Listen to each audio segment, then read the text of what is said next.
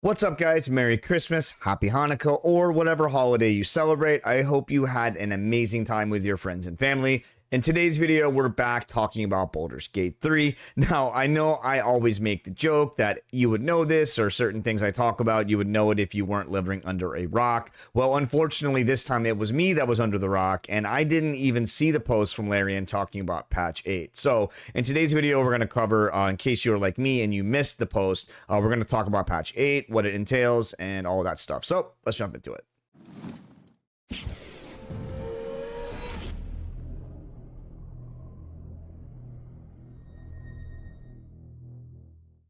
One of the things I love about Larian is how much they care about their community.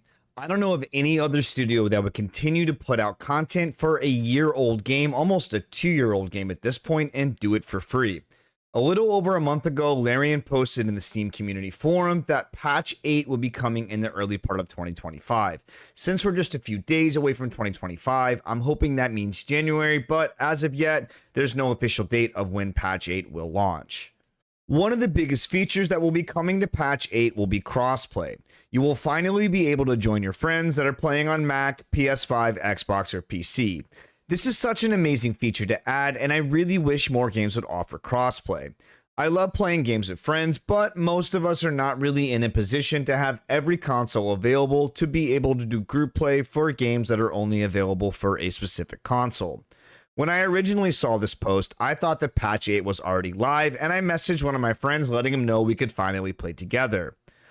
Only to realize it was just the announcement of the patch 8 details, not the release. C'est la vie, but as my friend Oscar says, we're getting there. Another big addition in patch 8 is the introduction of 12 new subclasses, which is a new subclass for each playable class. This is super exciting, and I can't wait to try some of these out. The new subclasses are as follows: Bard, College of Glamour. This is a nice addition for bards because for the most part, College of Swords was usually the go-to for most bard builds. College of Glamour will give access to a new way to use your bardic inspiration chargers to cast Mantle of Inspiration.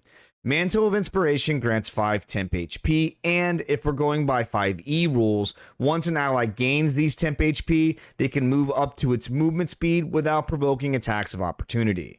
In the community post, it mentions Mantle of Majesty, but I'm unsure if you gain Mantle of Majesty when picking the College of Glamour subclass, or if you get it at level 6 like you do in D&D. Either way, Mantle of Majesty allows you to target charmed enemies to use a bonus action to cast command on them. Now, it doesn't state if the enemies need to be charmed by Mantle of Majesty, so if it affects all charmed enemies, it could work in great tandem with the Illithid Charm power, which charms any enemy that attacks you. The new subclass for clerics is the Death Domain Cleric, which could be a potential candidate for a necromancer type build.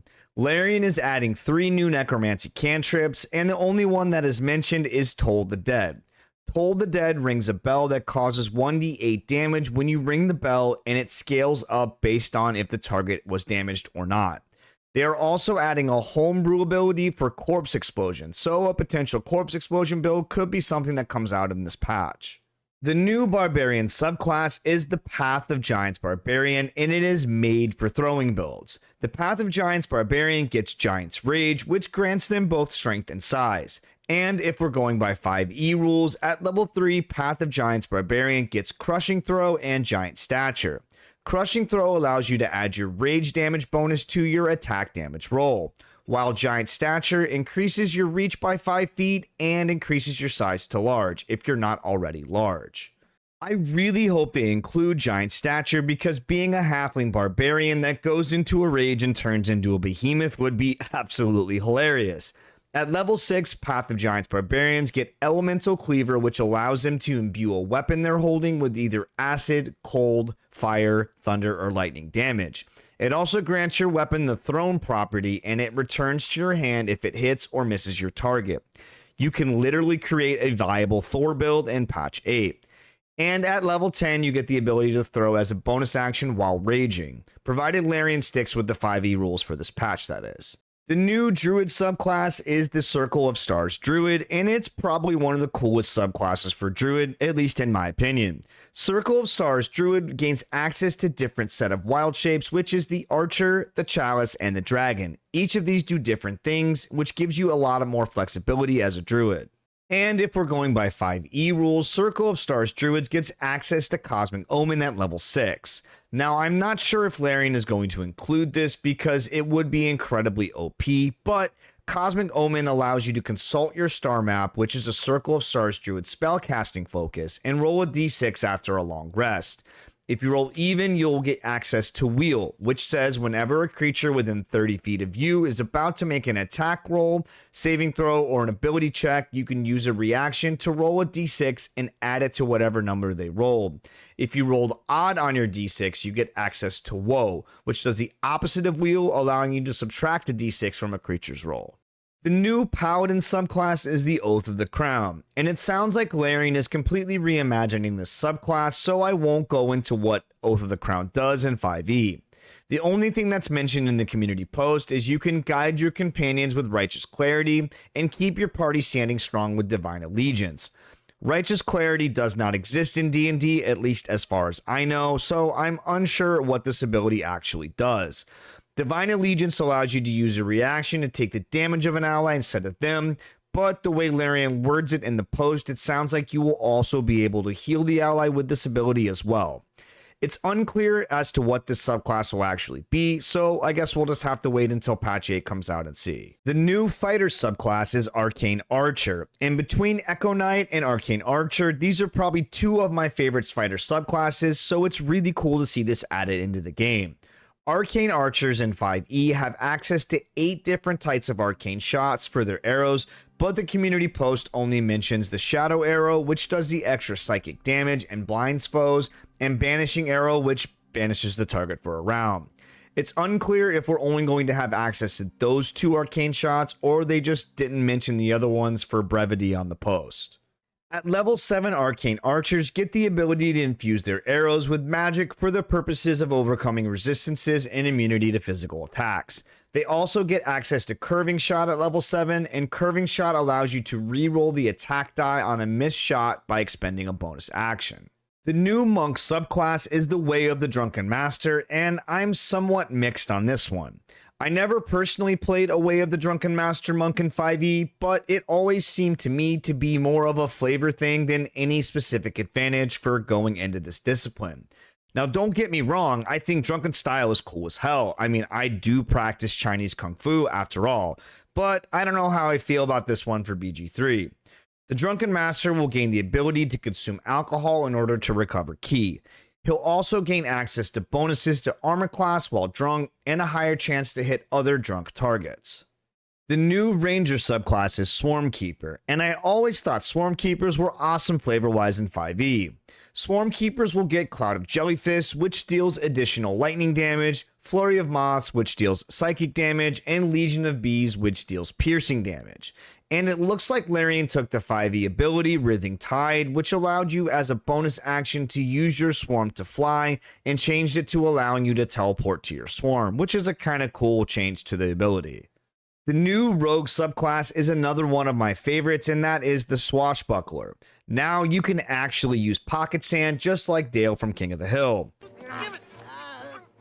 Pocket Sand.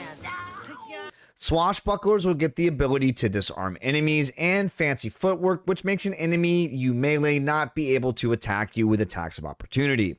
And if we're going by the 5e rules, at level 3, Swashbucklers also get access to Rakish Audacity, which allows you to add your Charisma modifier to your initiative.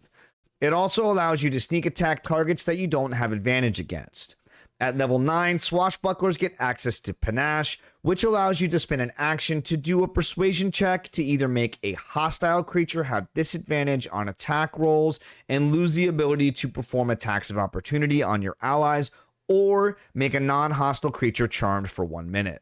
The subclass that I'm probably most excited about is the Sorcerer Shadow Magic. One of my favorite Pathfinder games ever was playing as a Shadow Dancer, which I know the Shadow Sorcerer isn't exactly, but it's close enough for me. Shadow Sorcerers will gain the ability to shadow walk between places of dim light or darkness, which I'm imagining will be some sort of teleport. They will also get the ability to call forth the Hound of Ill Omen, which is basically a shadow direwolf, and they will also get the Strength of the Grave, which will prevent them from being downed. The new subclass for Warlocks is Hexblade, and it seems like Larian is completely reimagining this one, as well as the current BG3 Pact of the Blade Warlock is basically a Hexblade. Hexblades will gain the ability to raise the spirit of their enemies they slay for 10 turns.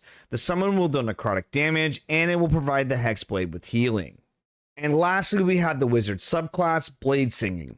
Bladesinging Wizards will gain proficiency with light armor and one type of one-handed melee weapon. At level 2, they can invoke the Blade Song, which, if we're going by the 5e rules, will grant you AC equal to your intelligence modifier. It will also increase your walking speed by 10 feet, grant you advantage on dexterity checks, and a bonus to constitution saving throws equal to your intelligence modifier. There are a few other things coming to patch 8, mostly in the way of adding a photo mode and allowing some UI and editing options for said photo mode. With all the new subclasses coming, I can't wait to do a fresh playthrough and try them all out. Which subclass are you most excited for? Let me know in the comments section. If you enjoyed this video, please consider liking and subscribing, as it does really help with the YouTube algorithm.